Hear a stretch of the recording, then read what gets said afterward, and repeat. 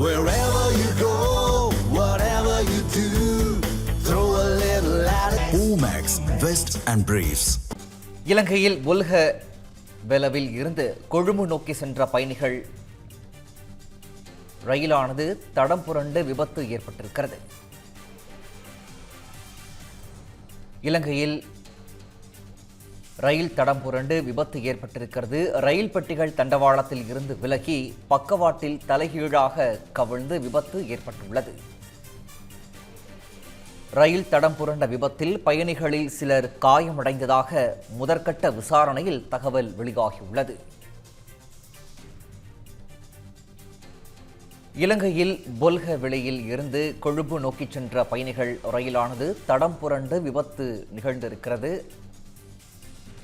ரயில் பெட்டிகள் தண்டவாளத்தில் இருந்து விலகி பக்கவாட்டில் தலைகீழாக கவிழ்ந்து விபத்து ஏற்பட்டுள்ளது. காட்சிகளை திரையில் பார்த்து வருகிறோம். ரயில் தடம் புரண்ட விபத்தில் பயணிகளில் சிலர் காயமடைந்ததாக முதற்கட்ட விசாரணையில் தகவல் வெளியாகியுள்ளது. இத்தொடர்பான மேலதிக விவரங்களை எமது செய்தியாளர் லிங்கேஸ்வரன் வழங்க கேட்கலாம். லிங்கேஸ்வரன், இந்த விபத்து குறித்தான முழுமையான விவரம். பிரகாஷ், இலங்கையில் இன்று காலை பிரதான ரயில் பாதை ஒன்றில் ஏற்பட்ட விபத்து காரணமாக ரயில் போக்குவரத்தானது கடுமையாக பாதிக்கப்பட்டிருக்கிறது. அதாவது ககவேல இருந்து கொழும்பு கோட்டை நோக்கி பயணித்த பயணிகள் ரயில் ஒன்று கலனி மற்றும் வனவவாசல ரயில் நிலையங்களுக்கு இடையில் சென்று கொண்டிருந்த போது திடீரென தடம் புரண்டது. இந்த விபத்துல ரயிலின் ஒரு பெட்டி தண்டவாளத்திலிருந்து விலகி பக்கவாட்டில் தலைகீழாக கவிழ்ந்த விபத்துல பயணி ஒருவர் காயமடைஞ்சிருக்கிறாரு. அவர் உடனடியாக மீட்கப்பட்டு அருகில் உள்ள மருத்துவமனைக்கு அனுப்பி வைக்கப்பட்டிருக்கிறாரு. விபத்துக்கு பிறகு அந்த பிரதான ரயில் பாதையில் போக்குவரத்தானது முற்றிலும் பாதிக்கப்பட்டிருக்கிறது.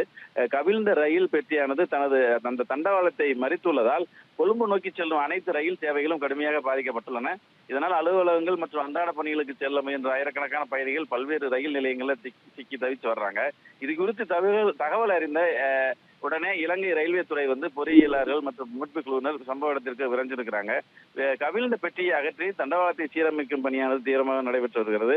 விரைவில் ரயில் சேவையை வழக்கமான நிலைக்கு கொண்டு வர நடவடிக்கைகள் எடுக்கப்பட்டு வருவதாக அங்கிருந்து வரும் தகவல்கள் தெரிவிக்கின்றன. இந்த நிலையில் விபத்துக்கான துல்லியமான காரணம் குறித்து தீவிர விசாரணை அது நடைபெற்று வருகிறது. பிரகாஷ், விவரங்களை வழங்கியமைக்கு நன்றி லிங்கேஸ்வர்.